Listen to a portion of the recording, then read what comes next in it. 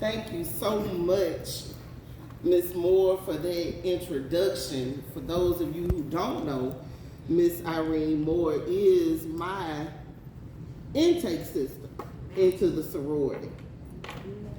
To New Hope First Baptist Church, the members of Zeta Phi Beta Sorority Incorporated, national, regional, state, and local officers, Zeta Amici, Zeta Youth Auxiliary, Zeta Male Network, members of the Divine Nine, visitors, friends, ladies, and gentlemen, good afternoon. Good afternoon. I bring you greetings on behalf of our 26th International President, Dr. Stacy N.C. Grant, and our International Board of Directors.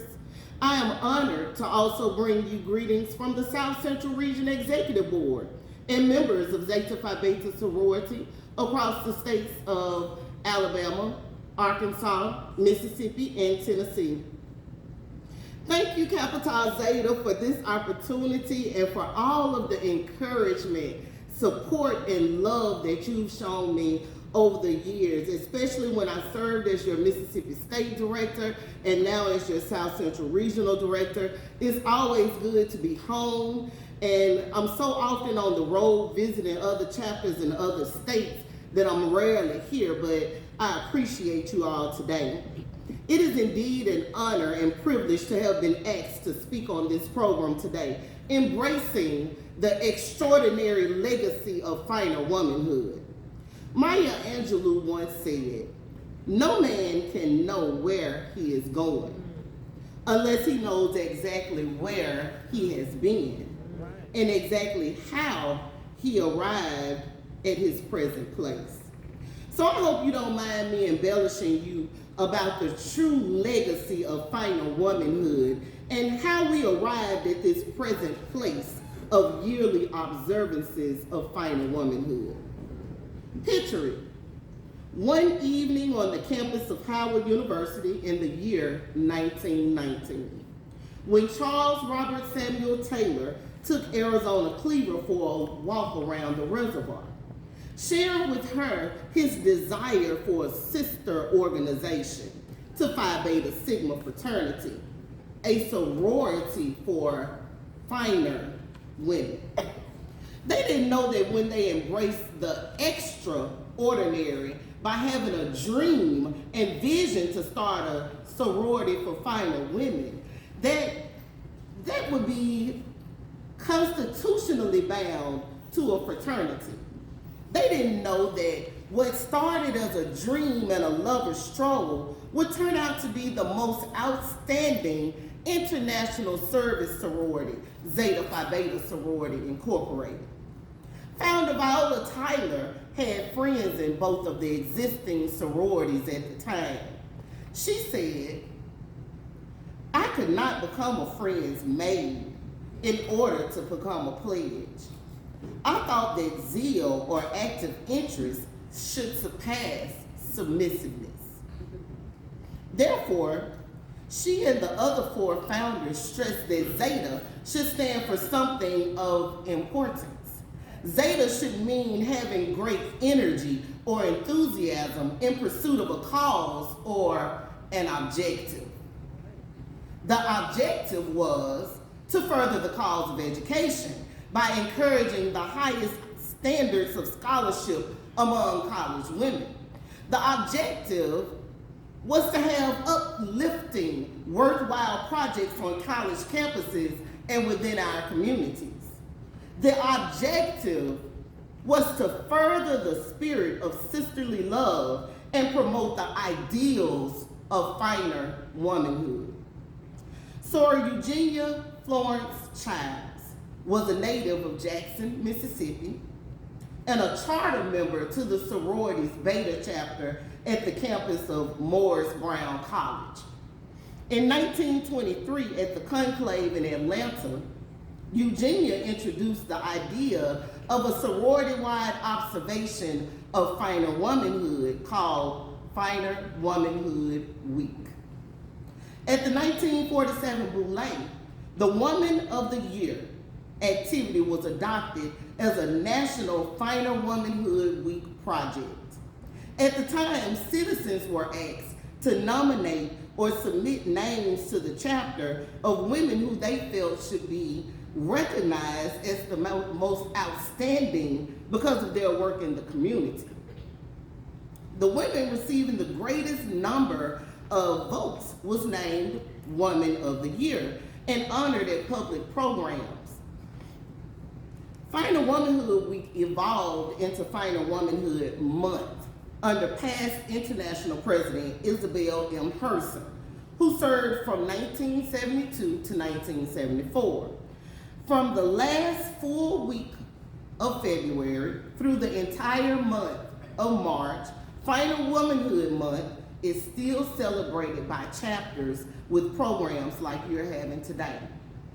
Most chapters incorporate a religious service during their Final Womanhood observation, emphasizing the standards, morals, customs, and attributes of fine young ladies. These religious services serve as notice to the world at large that Zetas really mean earnest fulfillment of the laws of God and man, as stated in the 1953 Zeta Handbook.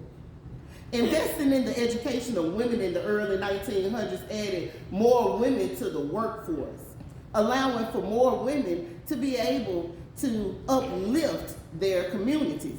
Zetas believed that investing in their community would allow the name Zeta to live down through the ages and create Zeta Phi Beta an important place in the life of the American Negro.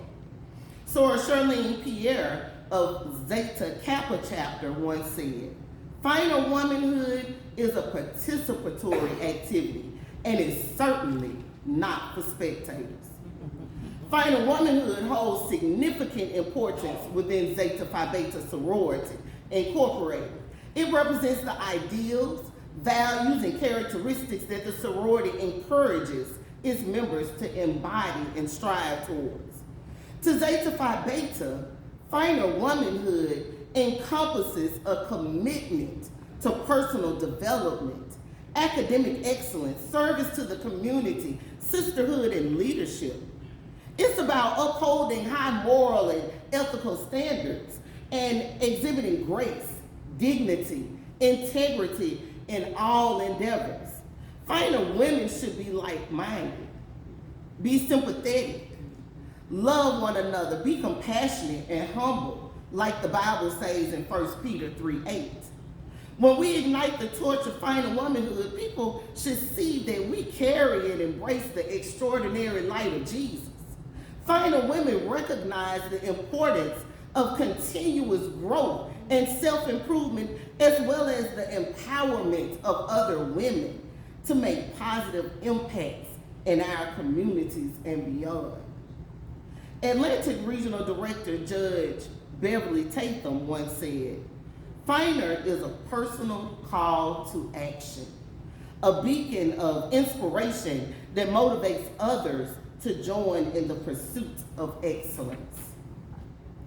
Embrace the Extraordinary is not just our international theme, it's also a call to action. Final womanhood is not just a slogan, but a guiding principle that shapes the actions and aspirations of Zeta Phi Beta members, inspiring us to live purposefully and meaningfully. Contributions to society is what we make. Third Vice President Chambray Coulter Carmen once said, "Finer is being able to go out into our communities and share what we have without expectation of getting anything in return." Final women live by Proverbs 31:8 and 9. It reads, "Speak up for those who cannot speak for themselves, for the rights of all who are destitute.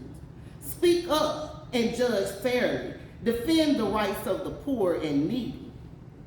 Together, we speak for positive change in our communities through programs like the Extraordinary Power of She, advocating for social justice, health justice, and economic justice. Understand me when I say final womanhood and being a final woman isn't a choice. It's a lifestyle. It's 24/7 and 365 days. Southeastern Regional Director Vicki L. Pearson recently said, "I am a finer woman always and in all ways." I just want to make sure that you got that. She said, "I am a finer woman always." That's 24/7, 365. And then she said, "I'm a finer woman in all ways." That's a lifestyle. That's a commitment to living a finer womanhood lifestyle and a commitment to being a finer woman at all times. Finer womanhood is the extraordinary and extraordinary that sets us apart from other organizations. A finer woman epitomizes the true ideas of Zeta Phi Beta sorority. She is seen as a leader and sets examples of a true woman of excellence. She is strong and principled and demonstrates great moral character. Finer women don't degrade other women, but seek opportunities to uplift every woman to a greater level. A finer woman is a good Zeta, one who desires to be well informed. She is community conscious and action oriented. Zetas are finer women with visions that help other people excel in our communities. Getting dressed each day can be one of a woman's greatest personal challenges. Zetas are often heard saying, "Should I wear my blue shoes or my blue shoes?" Okay. We face this dilemma every day as we stare in our closets, filled with clothes, but seeing nothing to wear. Finer women today need several garments in our wardrobe as we embrace the extraordinary. When you go to your closet to get ready for the day, remember to put on your finer wardrobe. Start with putting on tender mercies. Slide into kindness. Pull on humility. Pull up meekness. Button up patience. Zip up endurance. Tie up forgiveness. And buckle up love. Spending time in your finer wardrobe and remembering the virtues of the Proverbs 31 woman is how you embrace the extraordinary legacy of finer womanhood. Zeta Phi Beta has been imitated, but never duplicated. Zetas have been finer since 1920. You know, the last couple of years I've been hearing something about fine, finer, and finest. I just want to let you know where it started. When finer womanhood became a sorority in 1920, it was a hallmark for Zeta Phi Beta. Unique to our sisterhood, finer womanhood celebrates the standards, morals, customs, and attributes all women strive to possess. I told you about the history of Finer Womanhood Month, but I didn't tell you about the reason Finer Womanhood was created. Remember I told you Finer Womanhood Week was the idea of Eugenia Childs? Okay, well, Finer Womanhood was created because of an infamous letter written in 1895 by a white man. His letter was in response to a letter asking for help in battling lynches. The letter he wrote attacked the moral character of African Americans and Negro women especially. Part of the letter read, "The Negroes in this country are wholly devoid of morality. They know nothing of it except as they learn by being caught for flagrant violations of law and punished therefore. They consider it no disgrace, but rather an honor to be sent to prison and to wear striped clothes. The women are prostitutes, and all are natural liars and thieves. Out of 200 in this vicinity, it is doubtful if there are a dozen virtuous women of that number who are not daily thieving from the white people." Wow. Final Womanhood was created to let the world know as a testament who the Zetas were, and that the women of Zeta Phi Beta sorority aspired to be finer women, living the life of Proverbs 31 virtuous women. So the next time you see a soror who is not financially active in a chapter, let her know any time is a great time to come home to Zeta. Remind her that Zetas really mean earnest fulfillment of the laws of God and man. Remind her to blaze new paths in service to the community through the extraordinary power of she, advocating for social health, and economic justice. Because Zeta needs her time and talents to help pour into our communities and help other people excel. Remind her to share the gifts God has given her without expectations of getting anything in return. Remind her of the extraordinary of Zeta and the extraordinary of being a final woman. And lastly, tell her to embrace the extraordinary legacy of final womanhood. For the love of Zeta and the final women of my home chapter, Kappa, Tau Zeta, I am Kenya L. Washington, and I approve this message. All right.